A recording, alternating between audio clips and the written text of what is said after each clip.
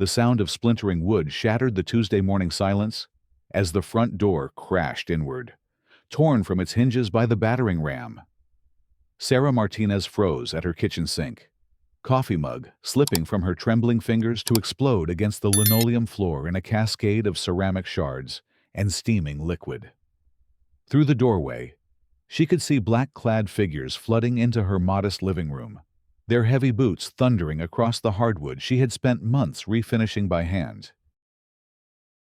Police search warrant, everyone on the ground. Now. The commanding voice cut through her shock like a blade. Sarah's mind reeled as she tried to process what was happening. Her 8-year-old daughter Emma's scream pierced the chaos from upstairs, followed by her 6-year-old son Miguel's terrified crying. The sound of her children's fear ignited something primal in Sarah's chest. "My kids!" she gasped, starting toward the stairs. "Please, my children are upstairs. They're just babies." A uniformed officer stepped into her path, his hand resting on his weapon. "Ma'am, I need you to remain calm and stay where you are. We have officers with the children." His voice carried the rehearsed tone of someone delivering terrible news, and Sarah felt her knees begin to buckle. Just 24 hours earlier, Sarah had been living what she considered her best life in years. After 3 years of working 2 jobs to support Emma and Miguel following their father's abandonment, she had finally found stability as a medical transcriptionist for the local hospital. The work allowed her to be home when the children returned from Riverside Elementary, and, for the first time since the divorce, she could tuck them into bed each night, without the bone-deep exhaustion that had plagued her for so long.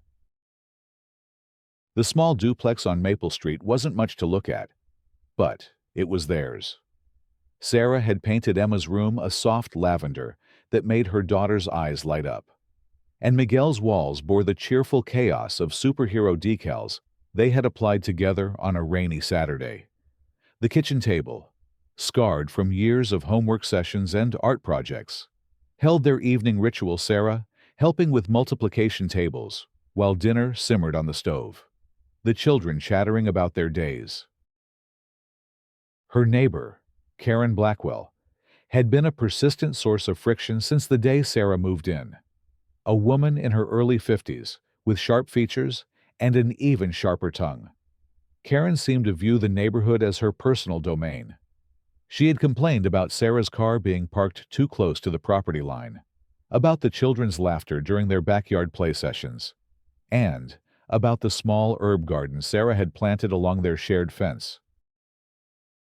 "Some people," Karen had said loudly to another neighbor while Sarah was retrieving her mail, "just don't understand how to maintain property values.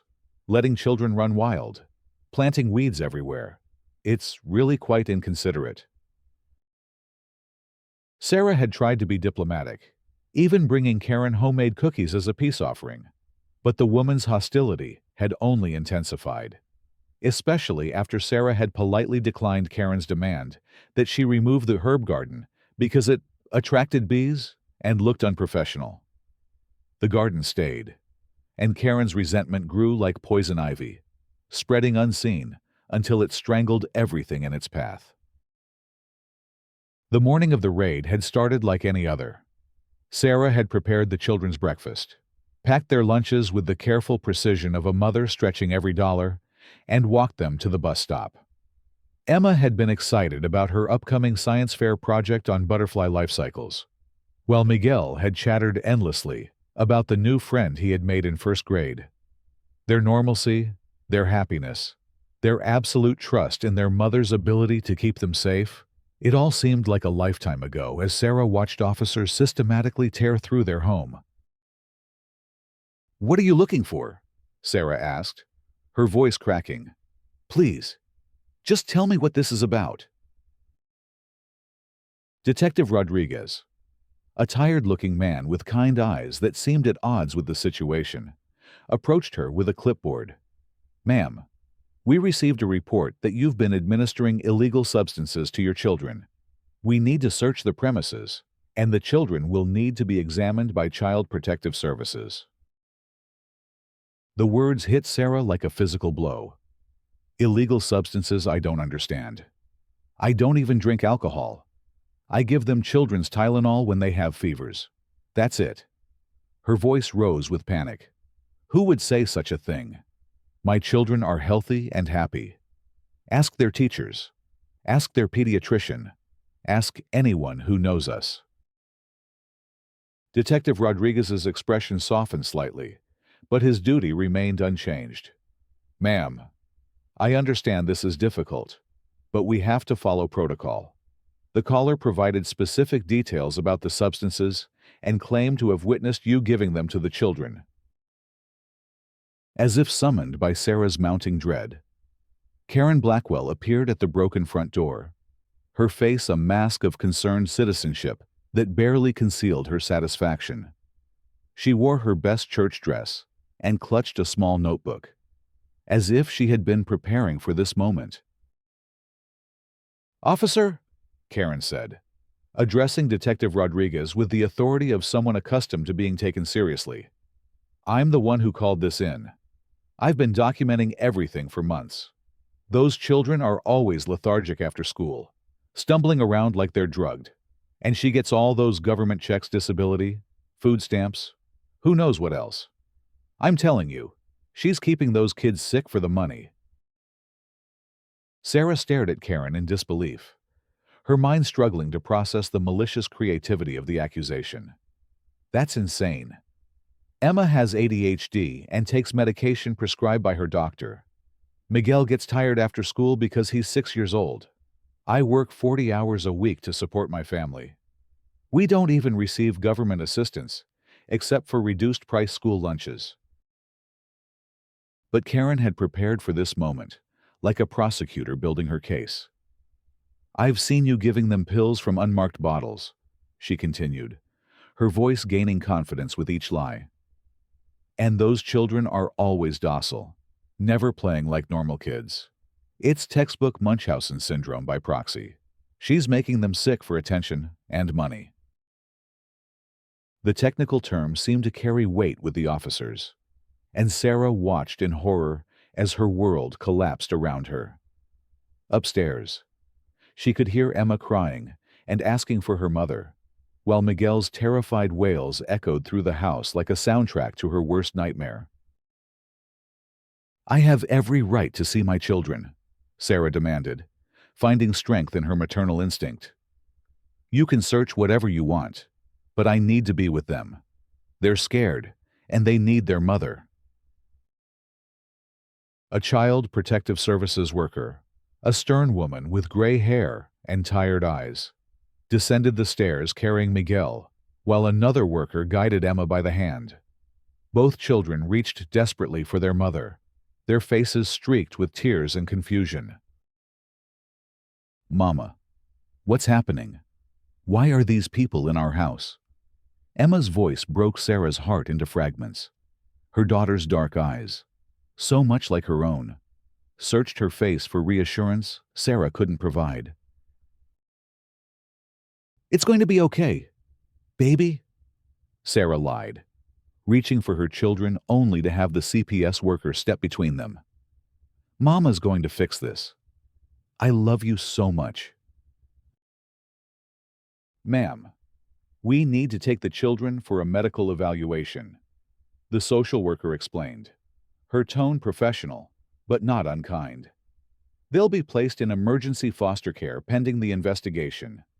You'll receive information about your rights and the next steps."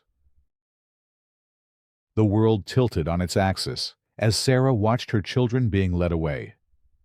Miguel clung to his stuffed dinosaur, the one she had bought him for his birthday just 2 months ago, while Emma clutched her science fair notebook as if it were a lifeline.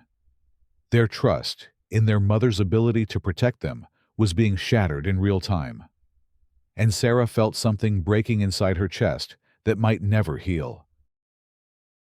As the house emptied of officials and her children's voices faded into silence, Sarah found herself alone with the wreckage of her life. Karen remained on the porch, no longer bothering to hide her satisfaction behind a mask of concern. "You brought this on yourself," Karen said, her voice carrying the righteous tone of the vindicated. "Maybe now those children will get the proper care they deserve." Sarah stared at her neighbor through the broken doorway, seeing her clearly for perhaps the first time. This wasn't about the children's welfare or community concern. This was personal revenge dressed up as civic duty, and it had just destroyed her family. The investigation began immediately, but bureaucratic machinery moves slowly, while a mother's heart breaks in real time. Sarah spent the first night on her couch, unable to face the empty bedrooms upstairs, jumping at every car door that slammed outside, hoping irrationally that someone was bringing her children home. Dr. Patricia Hendricks, Emma and Miguel's pediatrician for the past 3 years, was the first to be contacted. Her response to the allegations was swift and unequivocal. "This is absolutely ridiculous," she told Detective Rodriguez over the phone, her professional composure barely containing her outrage. "Sarah Martinez is one of the most attentive mothers I work with. Emma's ADHD medication is carefully monitored and administered exactly as prescribed. Miguel has no medical issues whatsoever. I've never seen any signs of abuse or neglect in either child." The medical examinations confirmed Dr. Hendricks' assessment. Emma's blood work showed only therapeutic levels of her prescribed ADHD medication, while Miguel's tests came back completely clean. Their physical examinations revealed healthy, well-nourished children with no signs of systematic drugging or abuse. Mrs. Jennifer Walsh, Emma's third-grade teacher, was incredulous when contacted by investigators. "Emma is one of my brightest students," she explained to the social worker assigned to the case. "She's engaged, curious, and well-behaved. Her mother volunteers for field trips and never misses a parent conference." This accusation makes absolutely no sense. Miguel's first-grade teacher, Mr. David Chen, echoed similar sentiments. "Miguel is a typical 6-year-old, energetic, playful, and learning at grade level. If anything, Sarah is overprotective. She checks in regularly about his progress and volunteers in the classroom whenever she can. I've never seen any indication that these children are anything but loved and well cared for." But despite the mounting evidence in Sarah's favor, the system moved with agonizing slowness. The children remained in foster care, while investigators dotted every I and crossed every T, treating Karen's accusations with the gravity reserved for actual child abuse cases. During this nightmare, Sarah discovered the depth of Karen's obsession. Phone records revealed that her neighbor had called Child Protective Services 4 times in the past 2 months, each report becoming more elaborate and specific. Karen had documented the children's after-school activities, noting times when they appeared tired or quiet, and spinning these normal childhood moments into evidence of systematic drugging. The investigation also uncovered Karen's history of neighborhood conflicts. She had filed noise complaints against 3 different families, initiated property disputes with 2 neighbors, and had been banned from the local parent-teacher association for making unfounded accusations against other mothers. Detective Rodriguez found himself increasingly troubled by the case as he dug deeper. Karen's story contained inconsistencies and impossible details. She claimed to have observed Sarah administering mysterious pills to the children through their kitchen window, but the angle from her house made such observation impossible. Her timeline of events didn't match school records or other witness accounts. The breakthrough came when investigators interviewed other neighbors. Mrs. Chen, who lived across the street, had witnessed Karen multiple times standing in Sarah's yard, peering through windows and photographing the children with her phone. Another neighbor reported that Karen had approached her asking detailed questions about Sarah's work schedule and the children's routines. "She was obsessed," Mrs. Chen told Detective Rodriguez, "always complaining about that family. making up problems that didn't exist. When Sarah wouldn't remove that little garden, Karen said she'd find a way to get rid of them. I thought it was just talk. But now, the investigation revealed the true catalyst for Karen's campaign of harassment. 6 months earlier, Sarah had politely but firmly refused Karen's demand to sign a petition supporting new neighborhood restrictions on landscaping and children's outdoor playtimes. The petition would have effectively banned gardens like Sarah's and limited children's outdoor activities to specific hours. She told me I was being selfish. Sarah remembered, speaking to her court-appointed attorney. She said people like me didn't understand what it took to maintain a proper neighborhood. When I wouldn't sign, she got this look in her eyes.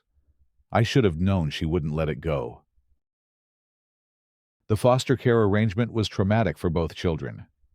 Emma, old enough to partially understand the situation, began experiencing anxiety attacks and refused to eat meals without first asking if the food was safe. Miguel, confused and heartbroken, asked his foster mother every night when his real mama was coming to get him.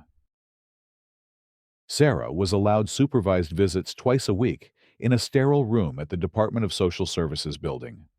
The children clung to her during these visits, begging her to take them home, asking questions she couldn't answer without crying. The artificial nature of these interactions wounded all of them, turning natural family affection into scheduled appointments monitored by strangers. 2 weeks into the ordeal, Sarah's attorney received a call from Detective Rodriguez.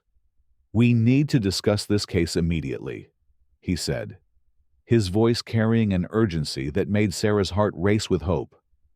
"I think we have a serious problem with the original complaint." The meeting took place in the district attorney's office, a cramped room that smelled of old coffee and frustration. Detective Rodriguez laid out his findings with methodical precision, each piece of evidence dismantling Karen's accusations like cards falling from a house built on lies. "Mrs. Blackwell has a pattern of harassment against multiple neighbors," he explained to the assembled group of attorneys and social workers. "Her story contains multiple impossibilities and contradictions. Most concerning, we have evidence that she stalked the Martinez family for months, photographing the children and documenting their activities in ways that suggest premeditation." The district attorney, a pragmatic woman named Helen Morrison, who had seen every form of human ugliness in her 20-year career, reviewed the file with growing anger. "This is a malicious prosecution," she stated flatly. "Mrs. Blackwell filed a false report and wasted substantial public resources. More importantly, she traumatized 2 innocent children and their mother."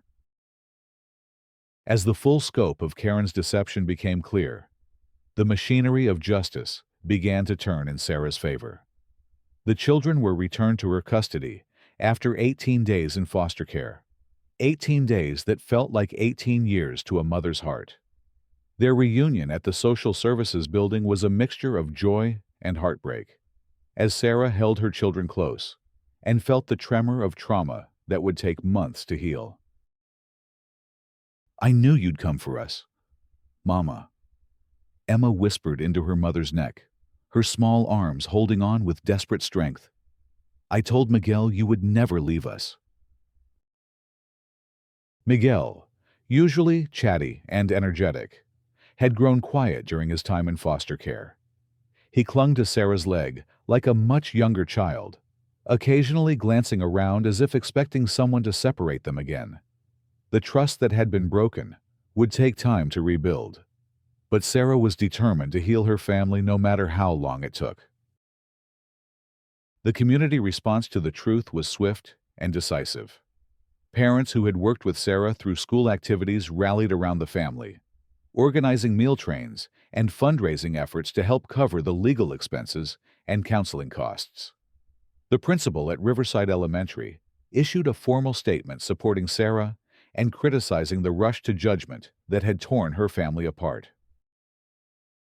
Sarah Martinez is exactly the kind of parent we wish every child had, Principal Roberts declared at a packed school board meeting. She's devoted, responsible, and deeply involved in her children's education. What happened to this family is a travesty that should never happen to any parent. But the most dramatic moment came at the monthly neighborhood association meeting, held in the community center, where Karen had once tried to rally support for her restrictive petition. The room was packed beyond capacity, with neighbors who had previously remained neutral now choosing sides in what had become a defining moment for their community. Karen entered the meeting with her usual air of righteous authority, apparently believing she could still spin the narrative in her favor. She had prepared a statement about child protection and community vigilance, still clinging to the fiction that her actions had been motivated by genuine concern. "I did what any responsible citizen would do," she began, reading from prepared notes. "When children are at risk, we have an obligation to speak up. The fact that the investigation cleared Mrs. Martinez doesn't change the fact that something seemed wrong." The room erupted in angry voices, with neighbors who had remained silent for too long finally finding their courage. Mrs. Chen stood up, her usually soft voice carrying clearly through the crowd. "You stalked that family. You photographed their children. You made up lies that tore them apart. This wasn't about child protection. This was about revenge because a single mother wouldn't bow to your demands." Sarah had not planned to attend the meeting, but as word spread about Karen's intention to defend her actions, she felt compelled to face her tormentor. With Emma and Miguel at her mother's house, she entered the community center and felt the wave of support from her neighbors, people she had barely known who had witnessed the injustice and chosen to stand with her. When Sarah rose to speak, the room fell silent. Her voice was steady, carrying the strength of someone who had survived the unthinkable and emerged intact. 18 days, she began, her words cutting through the tension like a blade. For 18 days, I didn't know if I would ever hold my children again. For 18 days, my 6-year-old son asked strangers when his mama was coming home. For 18 days, my 8-year-old daughter thought she had done something wrong. Her voice never wavered, never broke, even as tears slipped down her cheeks. Karen Blackwell didn't like my herb garden. She didn't like my children's laughter. She didn't like that I wouldn't sign her petition to control how families live their lives. So she decided to destroy my family with lies so elaborate, so convincing, that the system designed to protect children almost lost 2 innocent kids to the foster care system. Karen, for the first time in memory, seemed to shrink under the weight of community judgment. Her prepared talking points crumbled as she faced the consequences of her actions reflected in her neighbors' faces. The woman who had appointed herself the moral authority of Maple Street suddenly looked small and petty, her righteousness revealed as the shallow mask it had always been. The legal consequences for Karen were swift and severe. District Attorney Morrison charged her with filing a false police report, harassment, and child endangerment. The evidence was overwhelming: recorded phone calls to CPS containing demonstrably false information, photographs of the Martinez children taken without permission, and witness testimony establishing a pattern of retaliatory behavior. Mrs. Blackwell weaponized our child protection system, Morrison explained to reporters gathered outside the courthouse. She caused immeasurable harm to an innocent family and wasted thousands of dollars in public resources. This prosecution sends a clear message that false accusations have serious consequences. Karen's own family began to distance themselves as the full scope of her actions became public. Her adult son, who lived in another state, issued a statement expressing his shock and apologizing to the Martinez family. Her husband, who had remained largely absent from the neighborhood conflicts, filed for divorce and moved out of the Maple Street house. The civil lawsuit Sarah filed against Karen was equally devastating. Her attorney, working partly pro bono due to the community support for the case, systematically documented the damages: lost wages from missed work, counseling costs for both children, legal fees, and the immeasurable emotional trauma inflicted on the family. During the civil proceedings, more details emerged about Karen's systematic harassment. She had contacted Sarah's employer with unfounded concerns about her reliability, had called the children's school with false reports about their behavior, and had even attempted to have Sarah's car towed by claiming it was abandoned. The judge in the civil case was particularly harsh in his assessment of Karen's actions. The defendant engaged in a calculated campaign to destroy a neighbor's family over petty grievances. Judge Martinez declared, "Her actions were malicious, premeditated, and caused profound harm to innocent children. This court will ensure she bears full financial responsibility for the damage she has inflicted." The judgment against Karen was substantial: $150,000 in damages, plus ongoing counseling costs for Emma and Miguel. Unable to pay the judgment, Karen was forced to sell her house and liquidate her savings. The woman who had tried to control her neighbors' lives found her own existence unraveling under the weight of her choices. In a final twist that spoke to the universe's sense of justice, Child Protective Services received anonymous reports about Karen's own unstable behavior and potential impact on her teenage daughter from a previous marriage. The investigation revealed that Karen had been emotionally abusive toward the girl, using manipulation and threats to maintain control.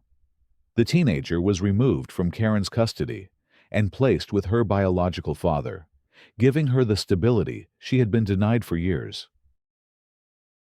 6 months after the raid that shattered their world, the Martinez family was healing. Emma had returned to her bright, inquisitive self, though she still occasionally checked her bedroom door to make sure it was unlocked. Miguel's laughter had returned, filling the house with the joyful chaos that Karen had once complained about. Their trust in the world had been damaged, but not destroyed, reinforced by the community support that surrounded them. Sarah found unexpected strength in her survival. The experience had stripped away her fears about being a single mother, about not being enough, about failing her children. She had faced the worst nightmare of any parent and emerged with her family intact, her love proven stronger than any lie. The herb garden that had sparked Karen's initial resentment grew more beautiful than ever, tended with the loving hands of neighbors who volunteered to help maintain it. Emma's butterfly project, abandoned during the crisis, was revived with the help of her teacher and classmates who had missed her during those awful 18 days. On a warm Saturday morning in late summer, Sarah stood in her backyard, watching her children chase butterflies among the herbs and flowers. Emma was explaining the life cycle of monarchs to Miguel, who listened with the serious attention he gave to all of his sister's lessons. Their laughter carried over the fence, no longer a source of complaint, but a celebration of resilience and hope. The house next door stood empty, a "for sale" sign marking the end of Karen Blackwell's reign of neighborhood terror. A young couple with a toddler had looked at it the day before, asking Sarah about the neighborhood and the schools. She had welcomed them with genuine warmth, knowing that good neighbors were not about perfect lawns or strict rules, but about kindness, understanding, and the simple decency to let families live their lives in peace. As the sun set on Maple Street, painting the sky in shades of hope and redemption, Sarah Martinez held her children close and smiled. They had survived the storm, and in surviving, they had learned something precious about love's power to overcome even the most malicious lies. The neighborhood, too, had learned something about the importance of community support and the dangers of allowing petty grievances to fester into destructive actions. The herb garden bloomed in defiant beauty, and the children's laughter echoed through the evening air, a testament to the truth that love, once tested by fire, burns even brighter than before.